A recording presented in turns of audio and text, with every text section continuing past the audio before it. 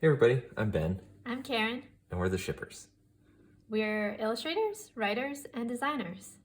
And we love printed books, we love picture books, comics, and we're excited to talk about Geis by Alexis Deacon, one of our favorites, and a real triumph as far as kind of bridging the gap between picture book and comic. It kind of stands for me, not divorced from comics, but it definitely isn't like saying I am a comic. It is saying I am Geis. I'm a visual narrative by Alexis Deacon, and it is a comic because it's sequential art inside. But it really stands alone, I think.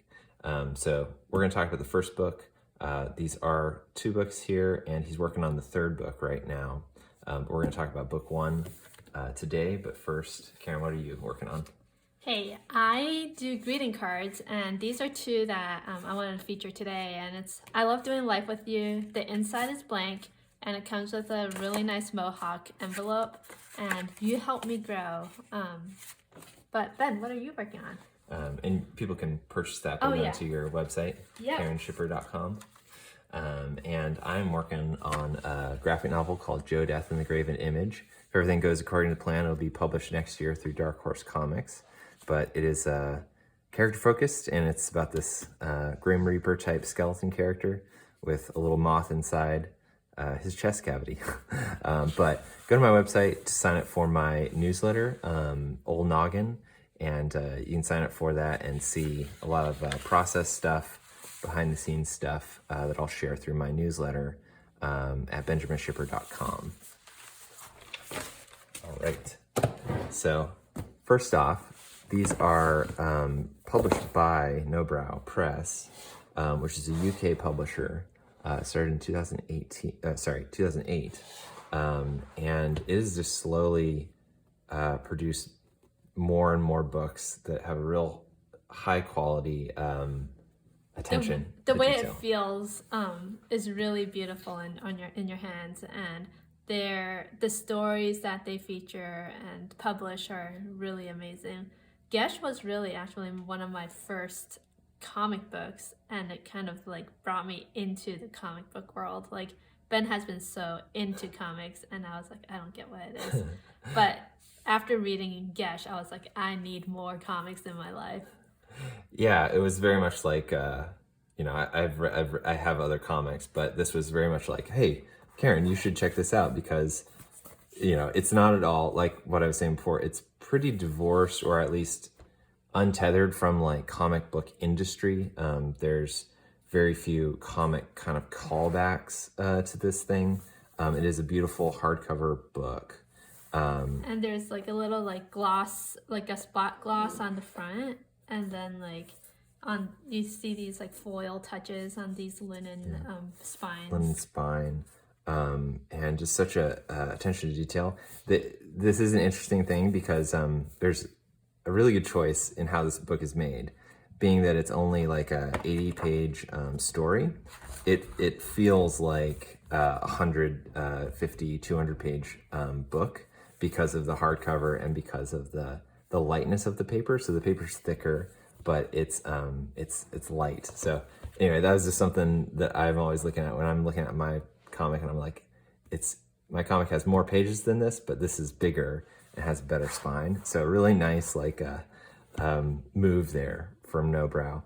But Alexis Deacon is someone I've been watching for a while now, and he is more well known in picture books. He's done a few really good ones with Alexis Hoban, who's a great. Is that Jim Holden? Oh, maybe I'm no, thinking of Jim's else. Lion is by Alexis Jim's Hoban. Lion. Yeah, Okay. and or is that by? Is there anyway. both Alexis? Anyway, well, I have it on a shelf, but I'm not going to get it. But anyway, Alexis Deacon is the creator, the writer, and the illustrator for this, and he is a UK guy, and it is so different in a lot of ways from comics. But we'll definitely talk about the art side when we get into it. But Gesh is the title of the book. Got some obvious callbacks to like Lord of the Rings kind of fantasy runes in the end pages. And even on the cover and how he illustrates his own name and all the subtitle. yeah, it's meticulously like designed, but not overproduced. Real simple, a lot of like white, and a little definition of what a gesh is, and its pronunciation.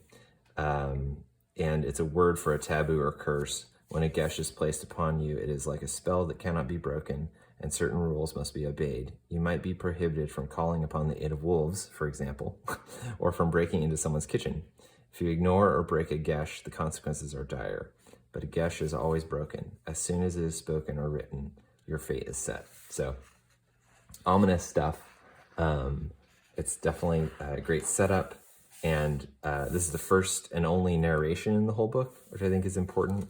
The great chief Matarka knew that her death was near, having named having named no heir. She made her will. There would be a contest. Fate would choose the one to fit to take her place. The rich, the strong, the wise, the powerful. Many gave their names in hope of being chosen. But when the night came,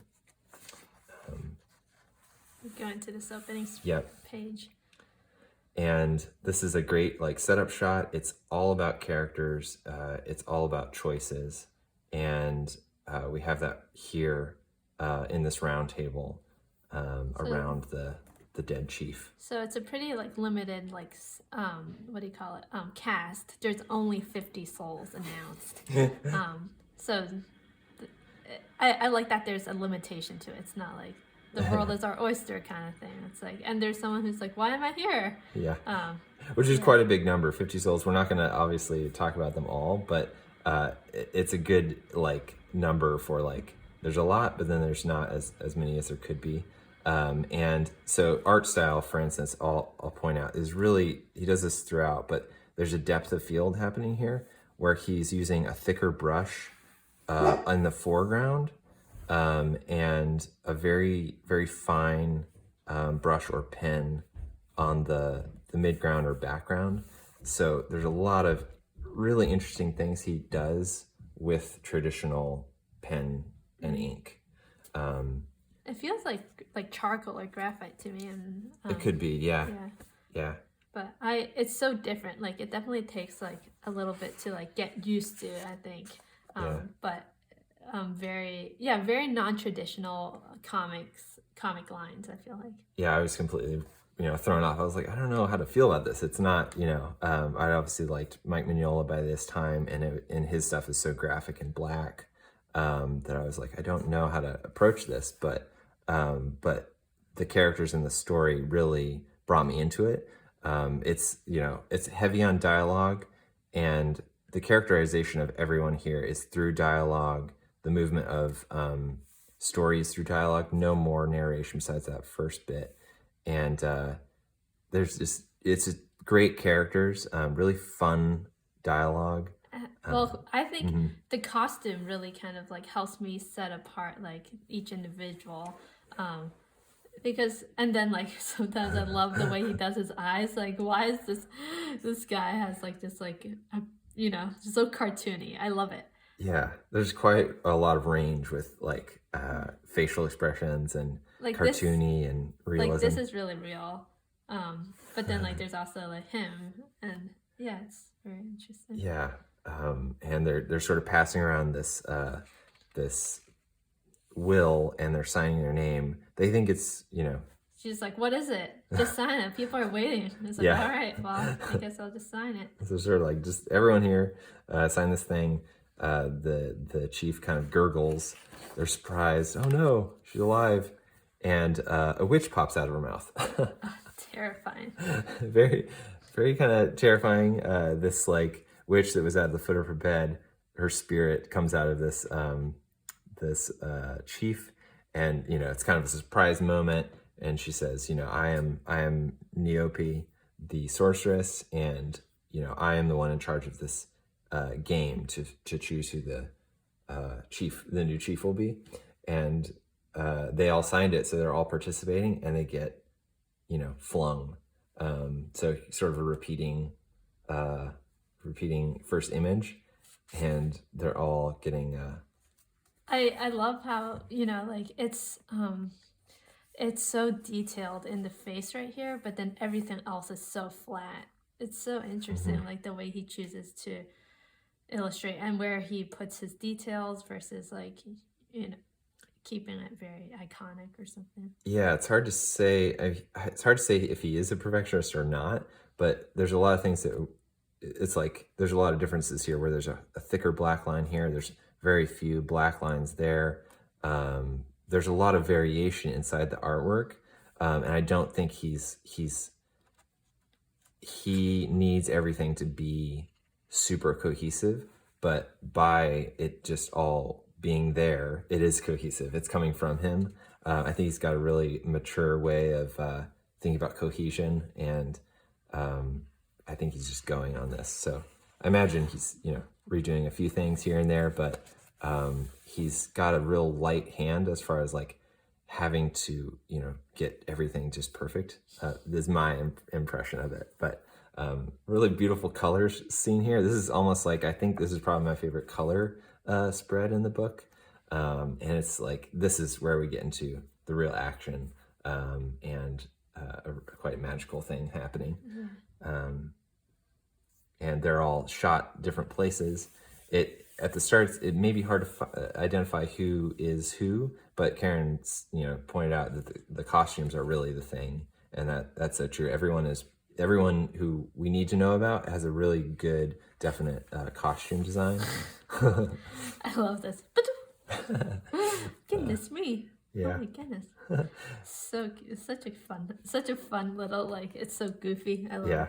This is Archer, and so now we're getting split apart, and so we get to follow the characters just a little bit. So Archer here. This is Nelson, a doctor. Archer's like the accountant. And even the way they speak, you kind of can tell what the personality is. Or I don't know if it's like the way they speak or is it their face. Like I immediately, like, I'm drawn to some people are like, okay, this person kind of has a brain, like he is more logical about certain things. But like this one is, a little more just, going by the seat of his pants. And I think I really resonate with this little guy.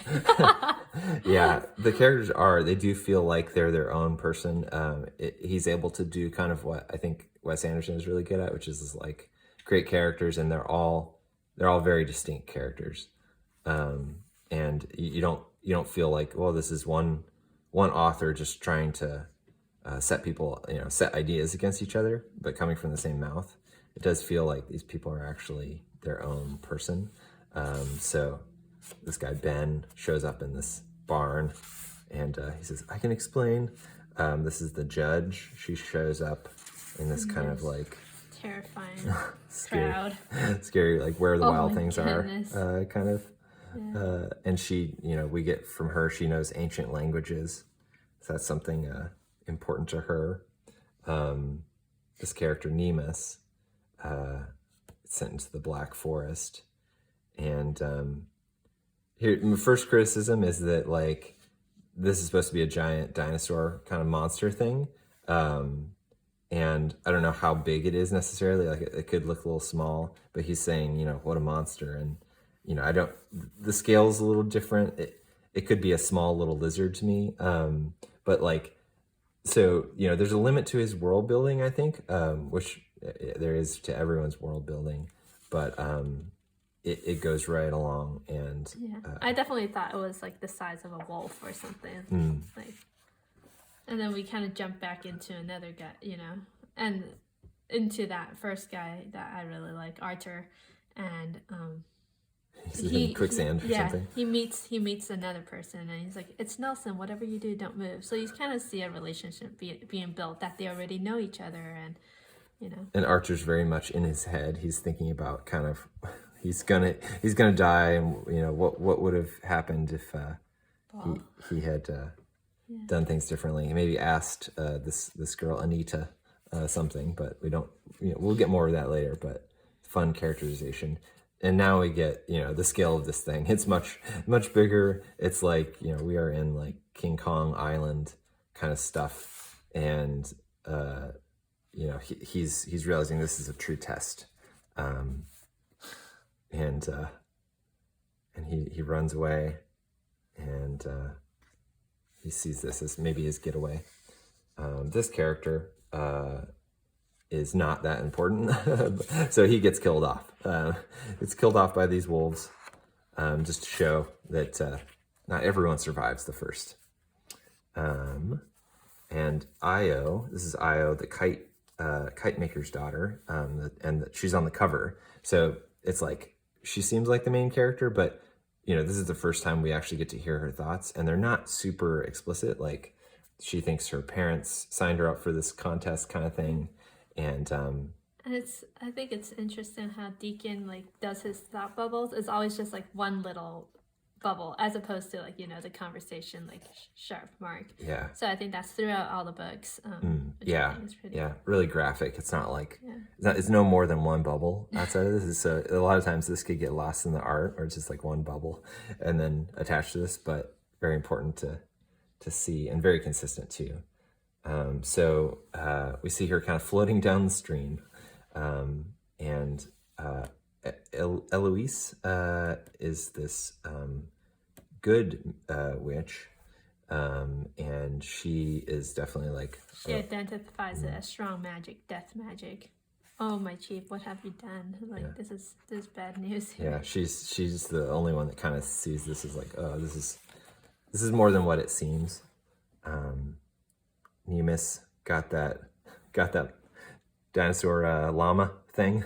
So this book and the next book actually have a lot of interesting parallels between Star Wars, I think. But one of these is sort of like the Tauntauns on Hoth. So he's made it to the back to the town, and he's starting to feel positive. And he's kind of setting his kind of tone. It's I'll show them I can win this contest. I will be the one. And likewise, these little thought bubbles, he only the ha ha. Sorry for being so loud. We do get thoughts, which is different than dialogue, but it is consistent throughout the whole thing, where we do get to hear people's thoughts. And he gets back. He makes it back. It looks like he thinks he's the first, but Io actually makes it back, probably because of the ease of the stream she was sent on. But he asks what's wrong with her, and the witch says, I've told her the truth about this contest, and now I'm gonna let you in on it a little bit as well. And it's there will be but one chief, no challenger, no rival. And then she's that's why we're being tested. It's no, that means only one of us will survive the contest. So only the strongest can live. That's the world's true nature. And the subtitle for this book, you probably saw it, but it's Geis, a matter of life and death. Yeah. So they're now in on it.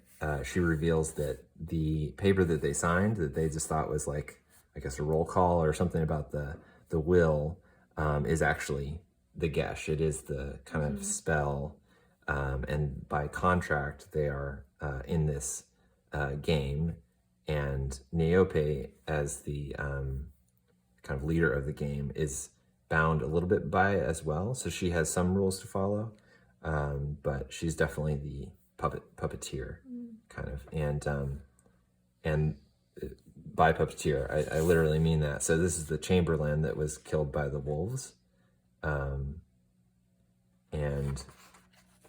we see his fate. He kind of turned into a wolf, which is great. There's no explanation of what happened to him. It's just something bad happened to him, right? He got eaten by wolves. I see. But he says, he died in my power. I made him my slave. The same fate awaits all of you, all but one, that is.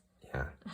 So these establishing shots of camera moving in, and then yeah, really frightful.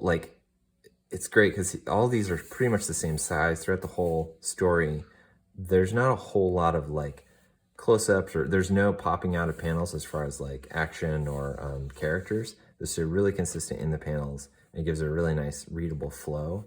And already we're seeing, there's only one. So these guys are looking back and forth between each other. She's sowing discord. She's sowing this contest kind of mentality of like, there's only one winner, and it's like a worldview that is like, well, only the strong can survive kind of thing, which will come out more and more. And she curses them by not being able to tell the secret to anyone else. And really fun kind of FX here. Like, there's no line here, and there's no line on their mouth, so it's like this real sophisticated way to illustrate that they can't talk about that thing. I think it's really like seeing how Deacon illustrates like the eyes. Like eyes tell so much, but like here, like how they look at each other, and then like she says, "What about the people who don't come back in time, or people who give up on the test?" Like she's like pretty like concerned, and he's just kind of keeping his ears open, but like you can tell so much through the eye, and I think he's really masterful in like portraying Acting. someone's person through those eyes. Like I don't know. Really subtle acting. Yeah. Very, very subtle acting. She is concerned about other people. He is less concerned about other people. He's very much concerned with himself right now. Just winning and surviving. And everyone else doesn't know this secret, so they're kind of like, they're kind of dealing with like, what are we in? What's happening? And Nelson and Archer here meeting Eloise and Ben, and sharing where they were at. Cobalt's wood, some hideous cave, sinking mud, somebody's kitchen. Really fun, quick dialogue. They are friends. They know each other from just being in the royal court. And Eloise is like, this is not good. It's death magic. And she shows it by Sniffing. by taking Archer's hat, kind of I guess exposing it, and she destroys Archer's hat. My question is why someone's out for him, probably. I mean, like, why is it only his hat? Like everybody has hats. But, No real explanation. It's just like, this is bad. Yeah. let's have something. And he's like, okay.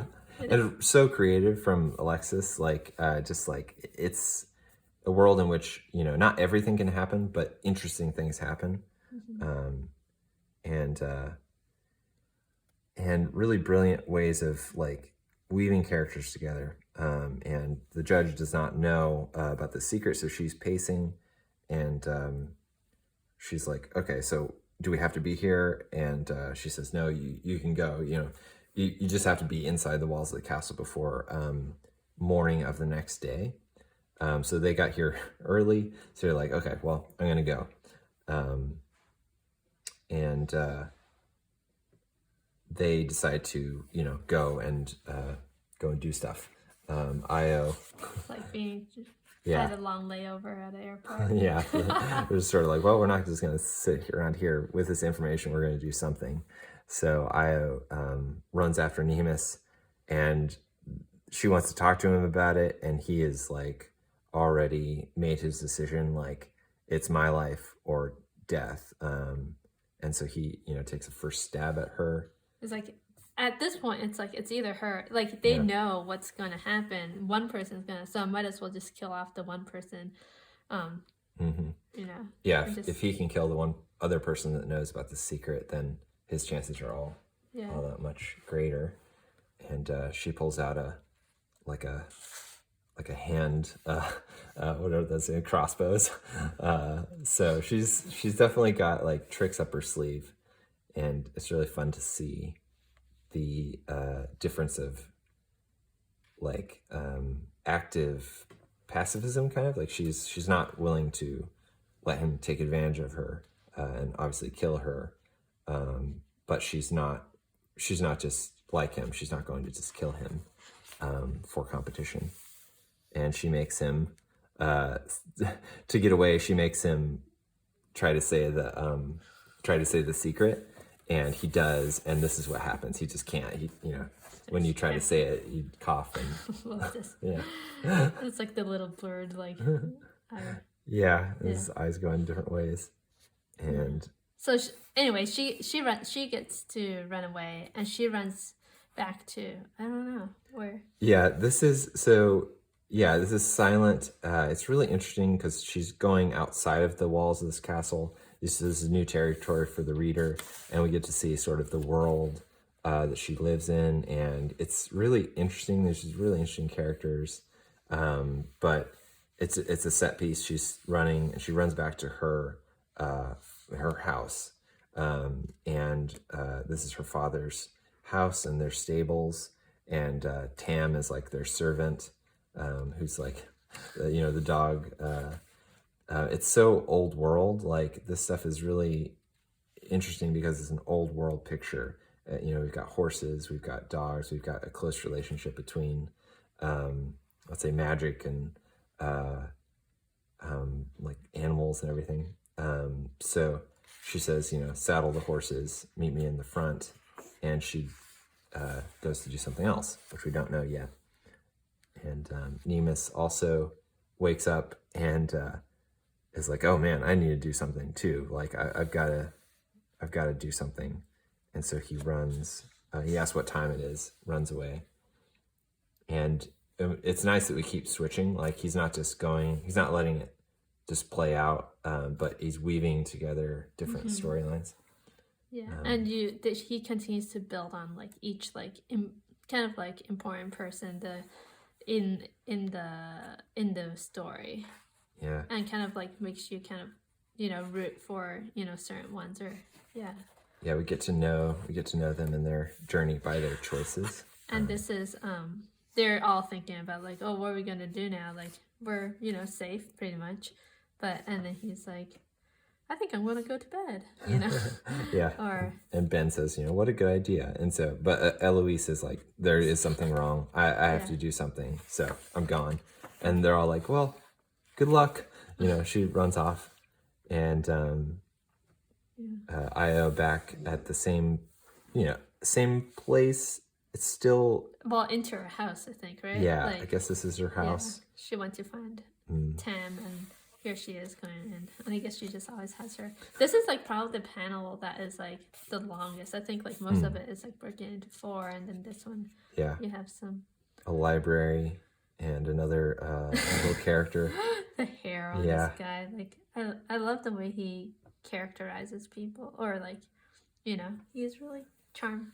Yeah, Osha, the librarian. This she asked for a book of magic. This reminds me a lot of like Studio Ghibli Miyazaki's work. Like, I don't know, this guy just feels like someone in Howl's Moving Castle or Spirited Away or something like that. So yeah, there's the age of all the characters. There's a wide variety of ages, and that's really special, I think. And Nemus goes to a place of nefarious kind of criminality, and we still don't know. We still, it ends. It's just one page where he's going to this kind of house of crime, and then we're back on. This is great, like crossroads. Like, this is like such symbolic idea of like, okay, what are we gonna do now? Yeah. And then there's this like man that's like, who some choices were made, and it's ominous. It is the crossroads. It is like, what are we gonna do? Ben decides to go back home. It's like, really, she gave us no choice in the matter. Nelson saying, should we go help Eloise? And Ben saying, well, she ran off without us. Like, she didn't really give us a choice. And then Arthur's like, I hope we did the right thing. Like, it does. Yeah. And so Ben does decide to go home to his wife and kids. And Archer does decide to go to an inn, Crossroads Inn. And Nelson is still in the middle. And he says, perhaps they're right. What difference could I make? Back on Io, she's with Osha in the library, and they're looking for a book of magic, and Osha looks like a baby here, which I think is similar to old people. I think it's like, she's obviously old, but they're in age, there's a kind of transcendent quality of like childhood. And whether she's blind, I don't know, but there's something interesting about her, kind of odd. And they begin to talk about life and death magic, and it's classic kind of like, I would say good and evil, but also a little bit of like a yin yang kind of thing. Like, would life have meaning without death? Would it be precious without death? And then here, I don't know. I don't know if this is significant or not. To me, it sounds significant, but it says the little things when viewed alone seem insignificant, but when they come together, then you will see true power. I feel like Deacon does a really good job in like kind of like foreshadowing stuff. So sometimes I like read into these things and I'm like, I think this has something like maybe, yeah. And It's it makes charged, you, yeah. it makes you like kind of like hooked on and want to know like what's the next thing that's gonna happen. I feel like It's definitely charged language. It's not just dialogue. It's getting a point across in a worldview, yeah, hope in the small things, and small people. And Archer is here at the inn at the crossroads, and he's like, yeah, you can tell he's kind of introspective, and he's like, he's there. He just wants to go to bed, and he does go. And she says, "Turn off the light when you sleep." And he says, "Of course." and then you know that he sleeps. Yeah, yep. No, he sleeps, and then we're back on Io, and Osha does find this old book of magic, but and it has the icon that's on the spine of the book of this book. Oh, interesting. Yeah, and Never noticed that. And we know it's an old book, and she opens it up and screams, "Save us, worm!" Really, really scary, kind of like. I just because it's this representation of, I guess, death or decomposition inside a book of magic. Really striking, like, scene, I thought. Yeah. And Nemus, on the other hand, is we find out that he's at a poisoner's house. He asked for poison from these guys.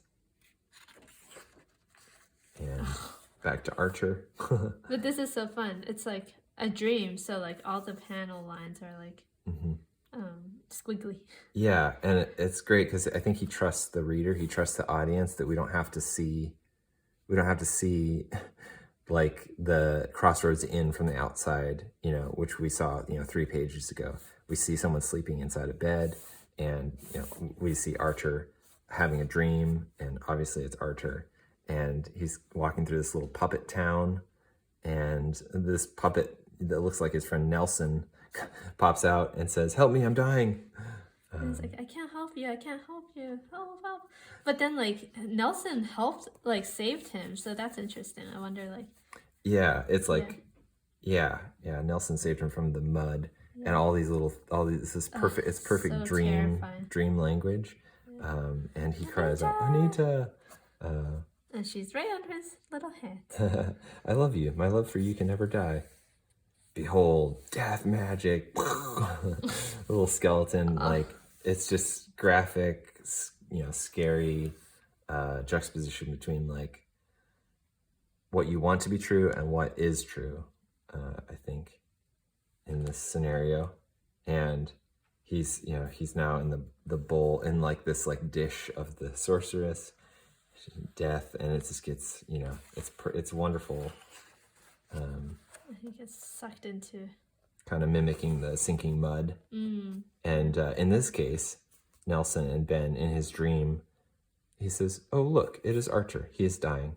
How sad." Well, I might be getting home now. Good night, Archer.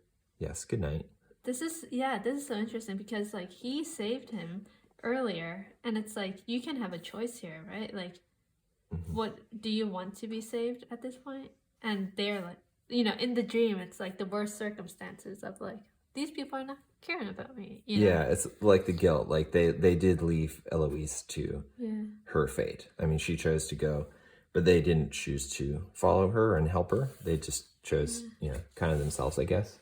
And now we see what that has led Eloise to. These like incline, like it's so beautiful. Yeah. Or like Snow. Wash, yeah. Yeah, real. I would say reckless abandon.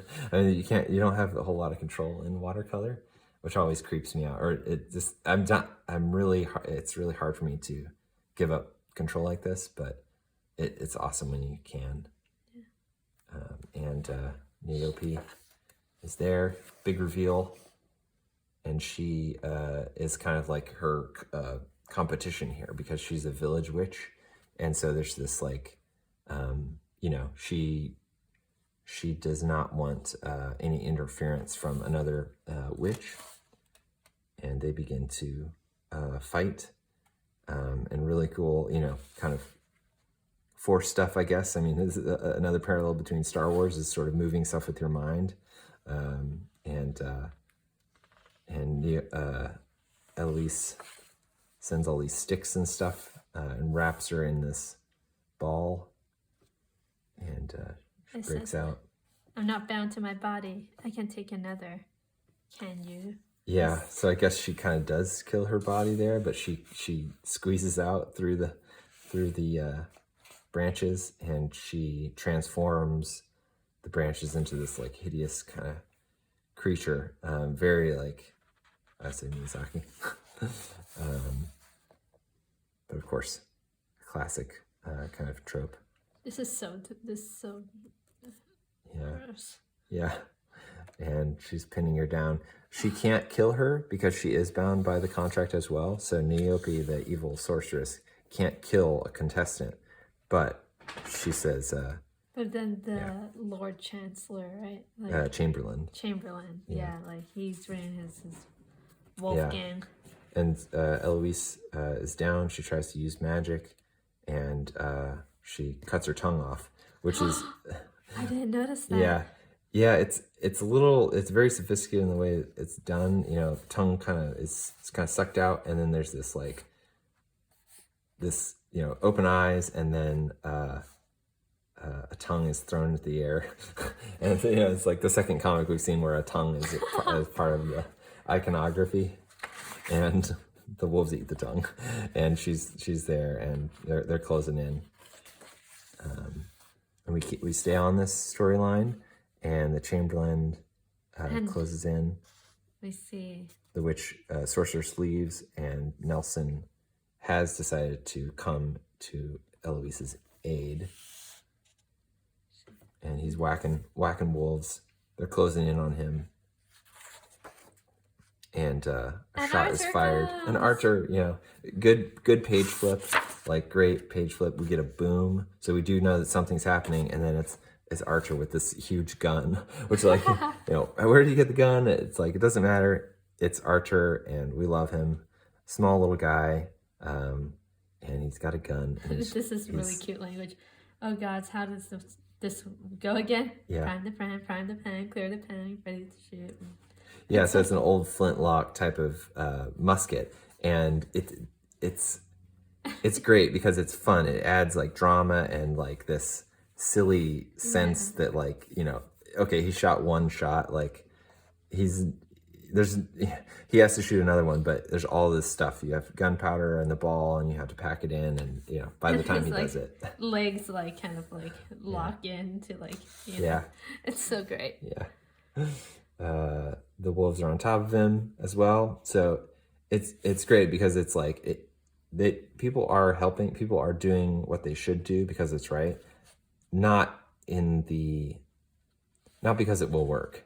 They're not doing it because they know that they will succeed. They're doing it because it is the right thing, either shown through dream or just their conscience. Conscience is a huge thing at play here, I think.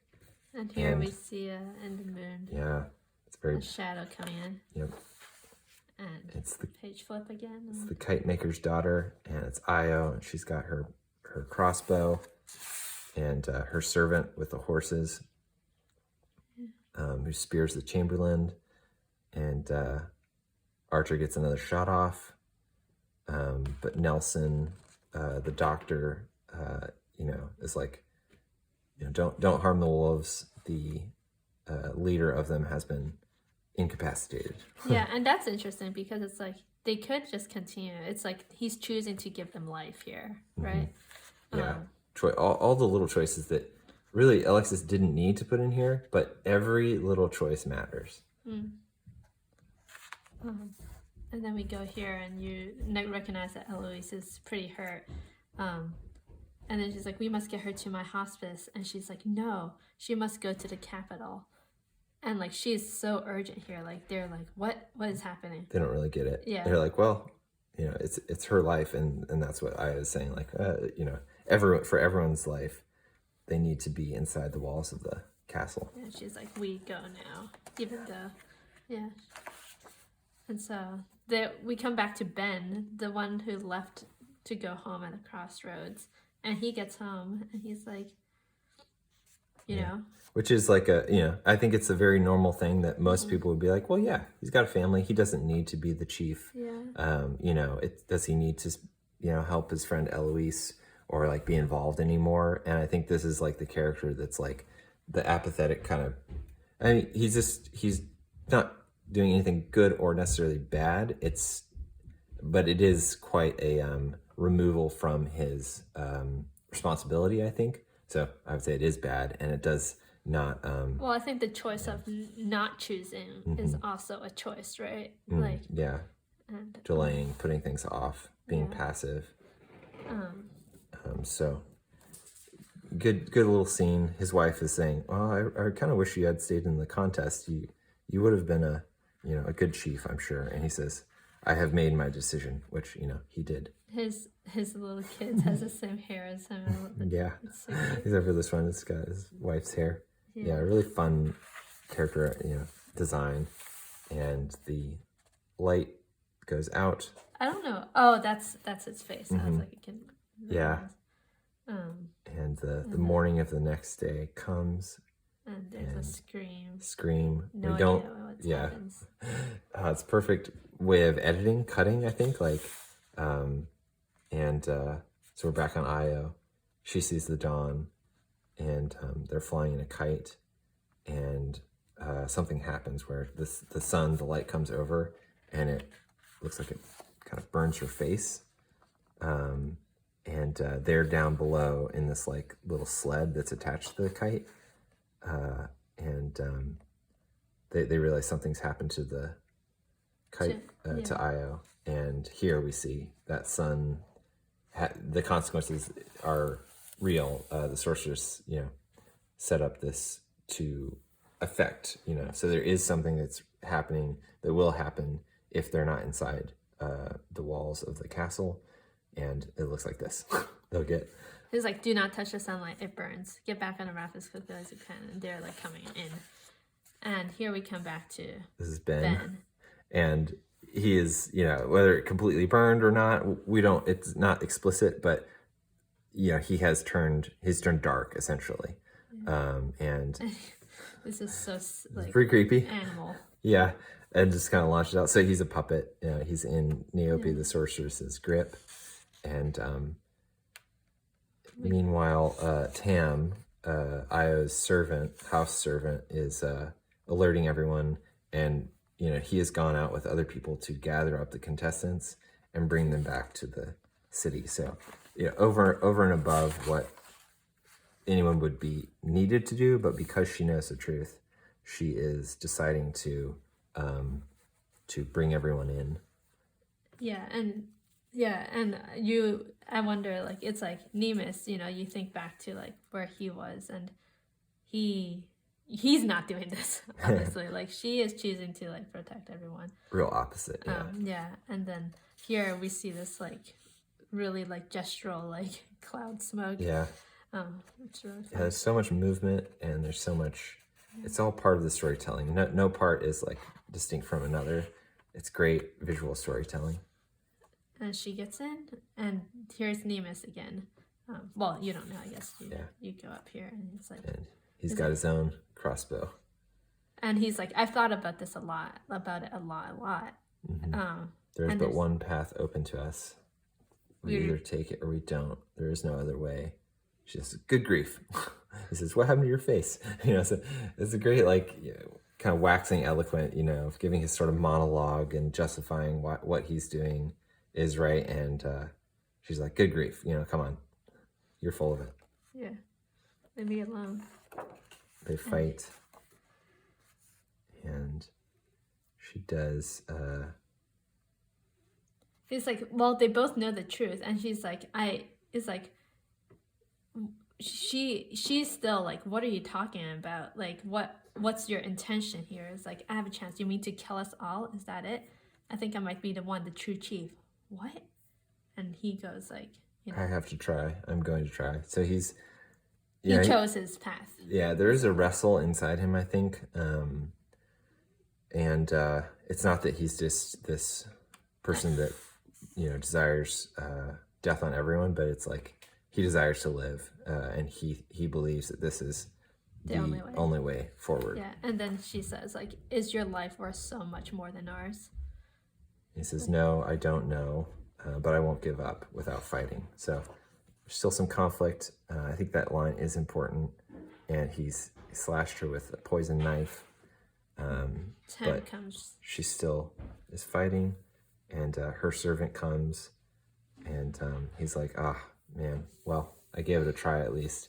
And Tam hits her. Yeah, hits him. Yeah. And so they're bleeding out, believing he's died. And here, everybody's trying to get everyone back into the walls of the castle before the light. And they all get in.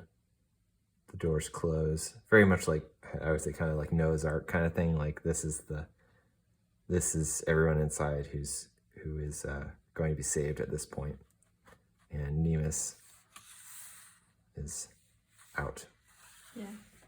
For a moment, I actually thought that was like the end of the story, and then you're like, oh, I still have like one page. Yeah, I think it's classic, like, kind of fading out, and then like there's more, sort of like in a film where it's like it is a false ending, or it looks like, this is it. That's what his fate is, and you see like Ben and all these like evil spirits coming to get him. Yeah, the puppets that did lose the contest so far, they come to grab him, claim they're dead kind of thing. But Io actually comes, and we see her coming out and grabbing him, tearing him away, bringing him inside, and before the light goes. So this huge, and I think that's the last spread. And it's this huge, wow, last choice. Yeah. Like she could have just closed the door on the guy who tried to kill him, like at this point, what's even worth saving? Yeah. And she decides, this was definitely did not expect it at all. Like I was like, oh my gosh, she saved him, I was so excited. And surely everyone, would have justified this action. I mean, if we're not kind of holding ourselves to a higher standard, or if a higher standard isn't presented, most people would be like, yeah, it was right for her to do that. But I believe she's following a much higher destination as far as morals go. Yeah. And then here we end. The first test has now ended. Let the second test begin. Yeah. And I think before the second book came out, it was like a couple years, right? Yeah, these are, and so after you read the first one, you're like, oh, how long do I have to wait until the second one comes? It's not like your weekly comic. Yeah, but it was one I did not forget about, and it was, it was something I was anticipating. So a little trailer for the next book 2, A Game Without Rules, and then more end pages. And yeah, it was something I was anticipating, and really set the tone for a lot of ways. I think about comics as being it doesn't have to conform to superheroes, and it also doesn't have to be slice of life kind of stuff, which could be a little less genre, more autobiographical, those kind of comics. I think this is a real triumph as far as not epic fantasy, but an entirely new story, new character, new world, and very well done, and very But I think because of that, this has not landed in a lot of like easily marketable places.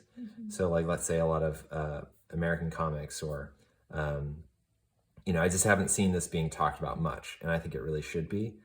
Maybe it's done better in Europe, but yeah, it's. Yeah, We're gonna talk about book 2 later. yeah, these stories are really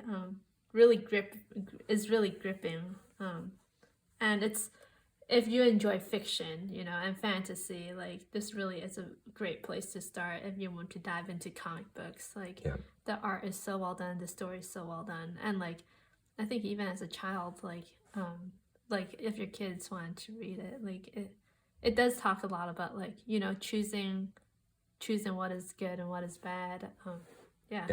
A great place to open up some conversations. I feel like. Yeah. There's a lot of like heavy, not. It's nuanced.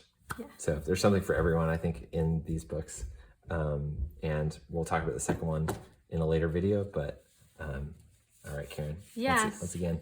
Yep, so I do cards. These are some friendship and like just life cards, especially like starting out the new year. These are some cards that would be a great place for like, you know, this past year I just want to thank people who has helped me grow, and like getting ready for Valentine's Day. Like I love doing love with Ben.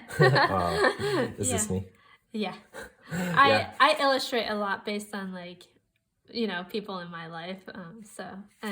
These are things that I want to say to people. So find more of my cards, happy birthday cards, thank you cards on my website, www.karenshipper.com. Yeah. And once again, Joe Death in the Grave of an Image. I'm working on, sign up for my newsletter at benjaminshipper.com, and tune in for another video. All right. See you next time. See you next time.